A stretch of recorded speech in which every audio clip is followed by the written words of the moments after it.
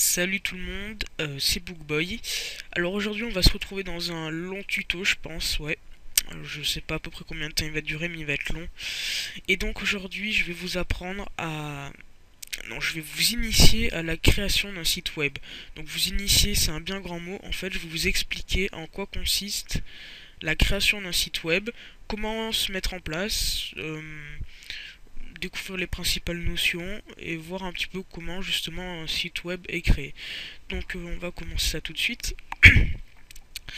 Alors d'abord on va faire une partie théorique je pense qui va être assez longue, mais il va falloir que vous soyez très très attentif parce que la moindre notion dans cette partie va être importante. Très importante. Alors on va commencer tout de suite. Alors un site web, vous en doutez bien, c'est pas du texte comme ça et c'est pas par exemple je vais prendre un, on va prendre un site web au hasard. Bah tiens, par exemple, Google fera voilà, ça fera parfaitement l'affaire. Alors donc là, c'est un site web, c'est pas oh tiens, je prends cette image, je la mets là. Je prends ce texte et j'ai envie de le mettre là. Non, non, c'est pas comme ça que ça marche. En fait, un site web, ce sont des informations texte que l'ordinateur peut reconnaître. Donc, par exemple, je vais faire CTRL U. Donc, non, clic droit, code source de la page, ou CTRL U. Alors hop, je vais redimensionner ça pour que vous le voyez. Alors donc Google, c'est pas forcément le meilleur exemple. Ouais, parce que Google, ça a l'air un peu compliqué, quoique si. Donc comme vous le voyez, un site web, c'est plutôt du texte comme ceci. Vous voyez, donc c'est pas n'importe quel texte, c'est des éléments bien définis, des balises, des paramètres définis que le navigateur, que l'ordinateur pourra lire pour pouvoir afficher le site web. Donc c'est une petite information qu'il est important de savoir. Maintenant on va pouvoir passer à une partie un peu plus théorique encore. On va découvrir les principales notions. Donc pour créer un site web, il faut connaître deux langages. Le XHTML et le CSS. Donc quand je parle de ces deux langages, ce sont les deux langages basiques, complètement basiques, dont on est obligé de connaître l'existence, de savoir les manipuler, les utiliser pour pouvoir créer un site web. Vous créerez pas non plus des sites web complètement ahurissants en connaissant ces deux langages, mais vous pourrez faire des sites, je vous l'assure, qui seront vraiment excellents. Donc, on va commencer par le XHTML. Donc, vous voyez là sa signification. Donc, je vais pas non plus m'attarder longtemps sur cette signification. Je pense que c'est pas le plus important. Ce qu'il faut savoir, c'est que le XHTML ou le HTML, comme vous voyez ici, ce sont deux langages qui se ressemblent. Ils sont quasiment identiques. Donc, moi, je vais vous apprendre à utiliser le XHTML. Mais si vous connaissez le XHTML, vous connaîtrez le HTML. Donc bon, par défaut, j'utiliserai souvent HTML parce que j'ai pas trop l'habitude de dire XHTML, mais il faudra savoir que je fais référence au XHTML. Alors, ce langage, c'est celui qui définit tous les textes à afficher sur le site et qui définit comment ce texte sera affiché sur le site. Donc, on va prendre l'exemple de cette page tout à fait basique. Donc, on va faire exactement comme tout à l'heure, CTRL U. Alors, on va voir ce que c'est le HTML. Le HTML, c'est toute cette partie-là, excepté cette petite partie-là qu'on découvrira bien plus tard parce que c'est pas vraiment la plus importante. Alors donc, par exemple, on va prendre ça au hasard. Vous voyez, le HTML définit que apprendre à créer votre site web sera affiché en H1. Donc là, vous ne devez pas trop comprendre ce que c'est H1. On découvrira ça par la suite. C'est juste à savoir. Par exemple, en notre endroit, Extensible Hypertext Markup Language sera affiché en EM. Donc au passage, j'ai fait une petite faute, il n'y a pas de U à langage, enfin bon, tant pis. Donc sera affiché en EM. Là non plus, vous savez pas ce que c'est. Enfin, avec un peu de jeu, vous pouvez deviner que EM signifie italique. Mais bon, ça, encore une fois, on le verra par la suite. Sûrement pas dans ce tutoriel, mais dans ce tutoriel ou dans cet apprentissage, mais plus tard. Alors, le CSS, qu'est-ce que c'est? Donc, le CSS, c'est ce qui permet de définir comment sont ajustés les éléments dans la page. Donc là, on va prendre un exemple totalement bête. Par exemple, voilà. Donc, body, c'est pas important à savoir, mais ça signifie la page. Faites pas attention, on va juste faire gaffe à ces éléments là. Donc ici par exemple on a le CSS qui définit le fond d'écran, background, c'est pas difficile à découvrir. Euh, la police ici. Euh, une autre définition de la police. Bon, bref, c'est pas important de savoir ça. Le CSS qui va permettre d'agencer la position, les propriétés des éléments sur la page. Donc en gros, le CSS c'est tout ce qui est apparence, donc couleur, taille, position. Et le HTML c'est tout ce qui est information, donc comment est affiché l'information et quelle est l'information à afficher. Alors, maintenant, il faut savoir que pour écrire un site web, c'est pas vraiment compliqué, hein, et vous allez voir que vous n'allez pas avoir besoin d'énormément d'outils. Donc, il y a un outil par défaut qui suffit largement à créer un site web, et vous allez être complètement surpris parce qu'il s'agit du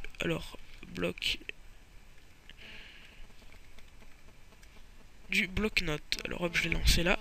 Oui, donc ce tout petit truc là, ce vieil engin, vous permet de créer un site web.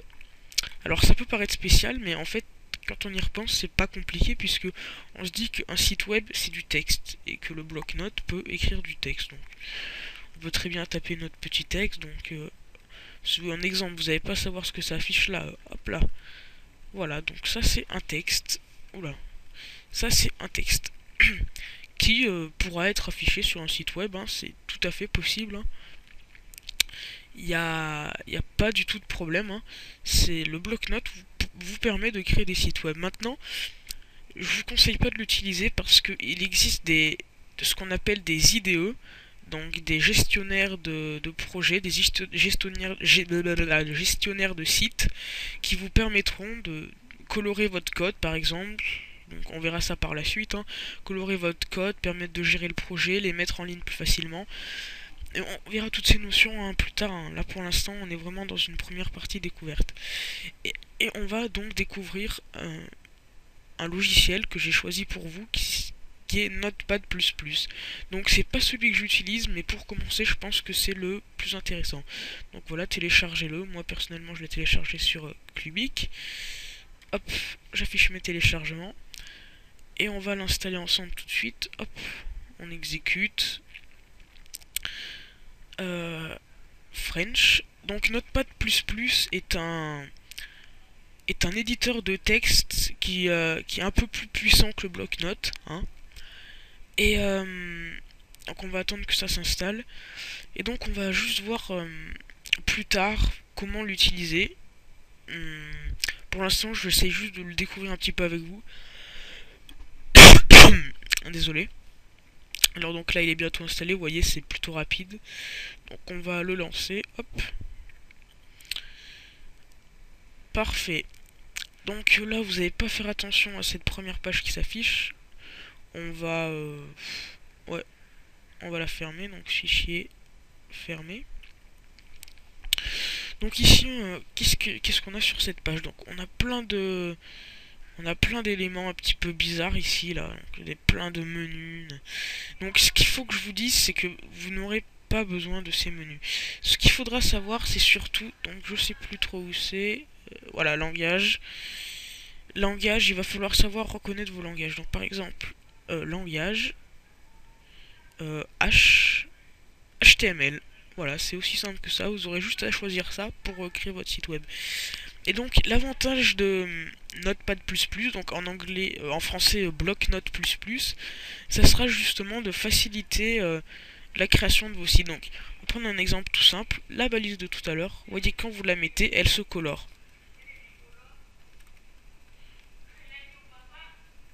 Donc vous voyez qu'il n'y a absolument rien de plus que le bloc-notes, sauf justement cette coloration du code. Vous voyez donc la possibilité de reconnaître les balises.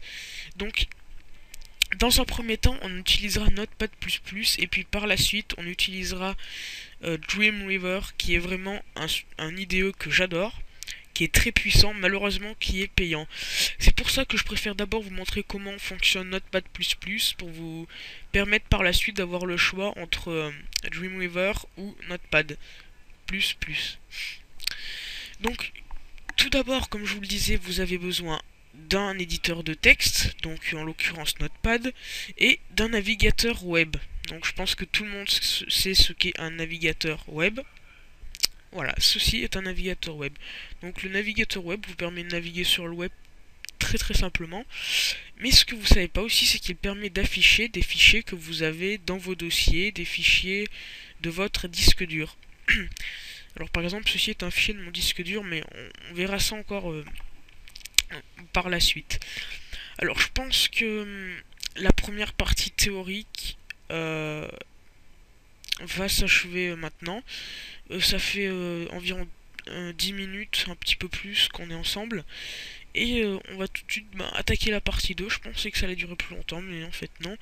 On va commencer à découvrir les premières propriétés, la première mise en place d'un site. Alors, donc, sans plus attendre, on va directement passer à la deuxième partie et nous allons découvrir notre première page web. C'est parti. Donc là, on est directement allé sur Notepad et je vous ai copié-collé un code un petit peu spécial que sur le coup vous ne devez pas trop comprendre. Alors donc, on va découvrir ce code pas à pas, propriété après propriété, pour que vous compreniez un peu plus comment ça marche. Mais avant, j'aimerais vous expliquer un petit peu comment fonctionne le code HTML, XHTML. Donc, faire fichier nouveau, pour que vous ayez un petit exemple de ce que je vais ce dont je vais vous parler. Alors donc, en HTML, on a des balises. Donc, un exemple de balise. Donc, les balises fonctionnent toujours par paire. Alors, on ne va pas oublier de définir qu'on est dans du HTML. Voilà, toujours important, réflexe à prendre quand on utilise Notepad++. Alors donc, le HTML fonctionne toujours avec des balises. Les balises fonctionnent soit par paire, soit seul. Voilà, alors. Donc, les balises qui fonctionnent par paire sont des balises qui entourent une information. Alors bon, ça peut être un titre, par exemple. Voici mon titre, on va prendre cet exemple là tout bête. Vous voyez que les balises entourent le titre et on a ici un titre. Donc voici mon titre, c'est un petit exemple. On a des balises qui fonctionnent seules. Donc qu'est-ce que je pourrais prendre comme exemple? Une image par exemple. Donc hop, image, comme ceci. Donc on a ici une balise image avec à l'intérieur pour l'instant rien, mais une balise qui est seule parce que on a une image affichée et cette image peut être indiquée, comme vous le verrez plus tard, par un attribut. Donc je pense qu'on peut directement découvrir les attributs, hein. Y a rien de plus important à savoir sur les balises. Alors les attributs, ce sont des indications qui apportent des informations supplémentaires aux balises. Donc par exemple, on va prendre la balise voilà, image. Voilà, on ferme notre balise. Donc au lieu d'utiliser image, même si c'est plus clair pour vous, je vais directement utiliser IMG, qui est la véritable balise pour image, hein. Mais autant qu'on utilise tout de suite la balise IMG, c'est assez clair, je pense. Donc ensuite, on a, par exemple, on a lien, le lien de l'image. Donc c'est pas la propriété officielle, entre guillemets, c'est pas la propriété qu'il faudra utiliser, hein. C'est pour que ce soit plus clair pour vous. Donc ensuite on fait égal de parenthèse. Donc pour l'instant vous n'avez pas à savoir ça sera un réflexe que vous prendrez au fur et à mesure. Pour l'instant vous avez juste à savoir à quoi ça sert et pourquoi c'est là. Donc par exemple on a lien mon image.png. Donc par exemple on a http://www.image chaque.eus, donc c'est un hébergeur d'images que vous devez connaître, hein. Donc par exemple ça se présentera sous cette forme et on verra que sur notre page HTML ça s'affichera comme une image. Désolé. Alors donc je pense que il n'y a rien d'autre à préciser. Ouais, c'est à peu près bon. Maintenant on va pouvoir aller voir un petit peu de plus près notre page. Alors on va fermer ça. Notre page que je vous ai décrit. Donc, lorsque vous créez une nouvelle page, je vous conseille de prendre tout le temps ce code par défaut. Donc je vous ferai un copier-coller de ce code que je vous donnerai dans la description de la vidéo pour que vous puissiez l'utiliser. Ce code est impératif, vous devez tout le temps l'utiliser. Je crois que j'ai dit dans vos vidéos tout à l'heure, oubli de ma part, dans vos sites. Alors donc comment ça marche? On va faire balise par balise. Donc on a une première balise. Donc ouais, c'est un petit peu l'exemple qui l'exception à la règle que je vous ai dit tout à l'heure concernant les balises qui doivent obligatoirement être fermées ou par deux. C'est la seule balise qui est de la sorte. Donc cette balise est très importante, c'est elle qui définit les informations sur votre page. Alors ça c'est une information que vous aurez à mettre sur toutes vos pages. Donc elle concerne euh, le langage que vous utiliserez pour coder votre page. Alors donc, j'ai pas envie de décortiquer avec vous, ça servirait absolument à rien. Et ça serait, je pense, ça serait bête de l'utiliser, de vous expliquer à quoi ça sert pour vous embrouiller un peu plus. Déjà que je pense que vous l'êtes assez. Donc ensuite, qu'est-ce qu'on a?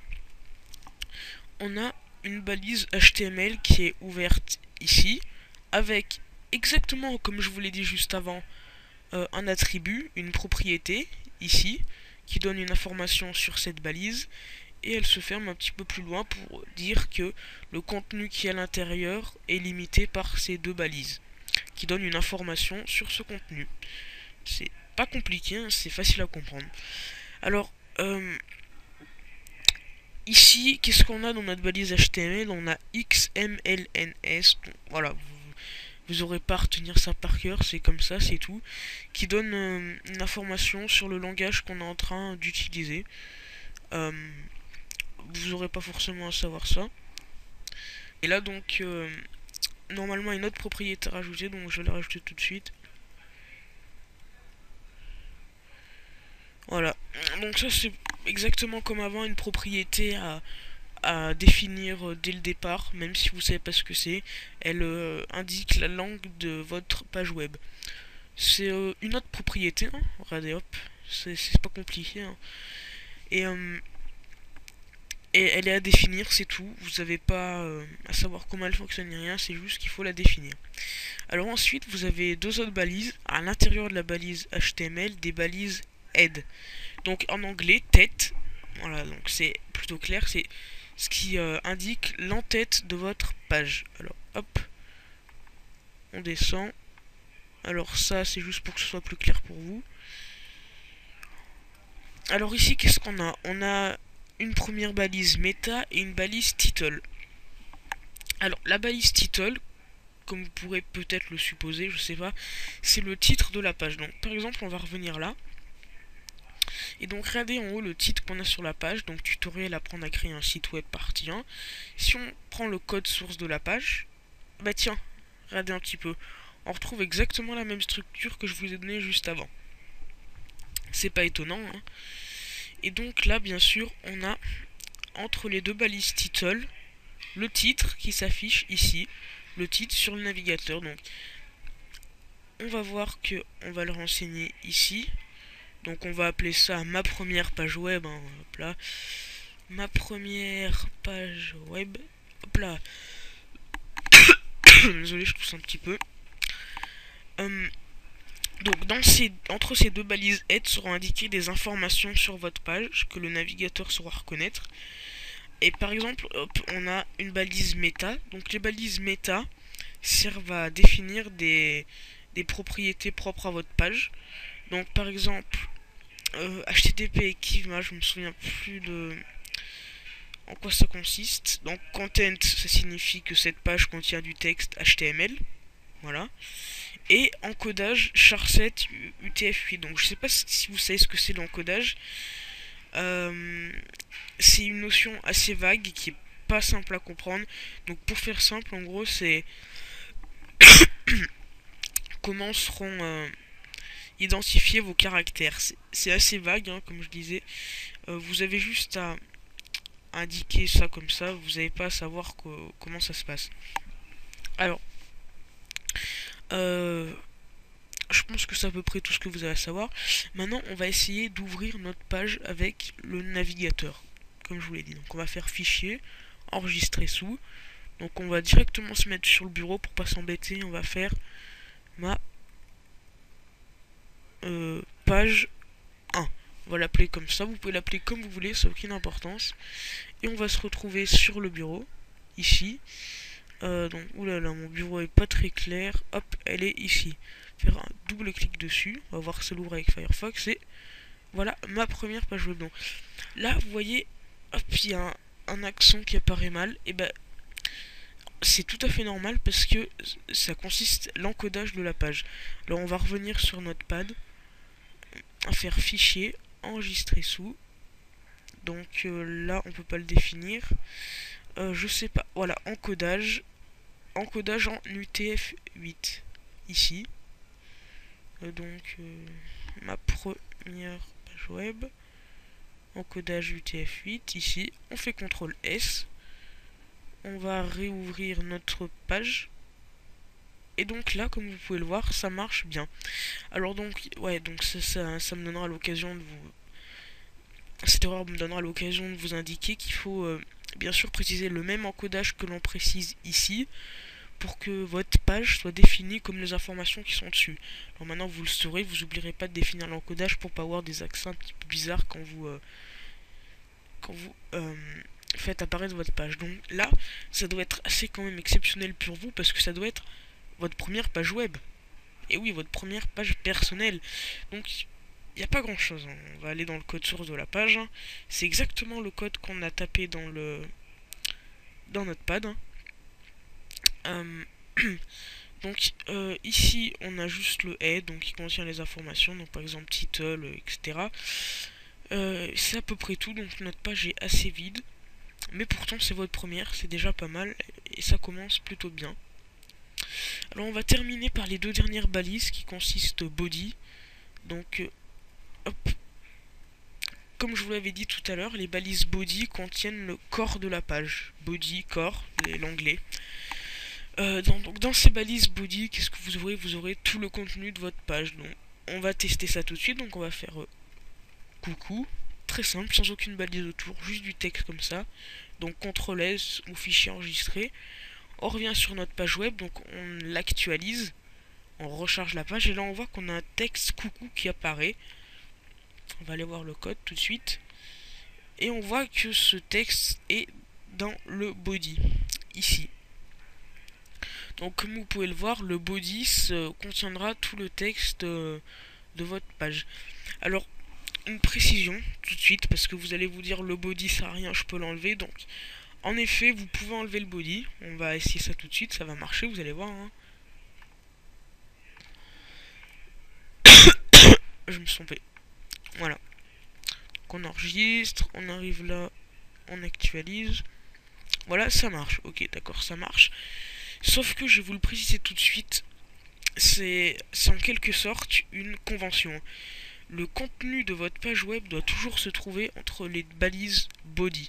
C'est comme ça, donc bien sûr vous pouvez faire vos fous et pas respecter cette convention, sauf que ce serait complètement bête puisque votre site serait défini comme non conventionnel. Bon, bien sûr c'est pas une grande perte, mais ça peut vous faire perdre un petit peu de notoriété, bon pas de notoriété mais plutôt d'estime, ouais, c'est assez clair. Donc comme je vous le disais, mettez toujours votre contenu entre les deux balises body, même si c'est pareil si on ne le met pas, il faut le mettre, c'est comme ça. Alors donc je pense que ce tutoriel il est maintenant terminé, hein. J'ai rien d'autre à ajouter, j'ai tout énuméré concernant les premiers aspects du site web. Dans la prochaine partie, je sais pas quand je la ferai, peut-être demain, puisque demain j'aurai un petit peu de temps libre. On verra, on apprendra à utiliser les premières balises pour modifier les informations sur le texte ici. Alors je vous remercie de m'avoir écouté, hein. Alors, désolé. Essayez de vous abonner à ma chaîne pour pouvoir suivre très rapidement les prochains tutoriels sur la création d'un site web. On se retrouve donc très bientôt, comme je vous l'ai dit. Passez de bons moments et bonne soirée. À bientôt.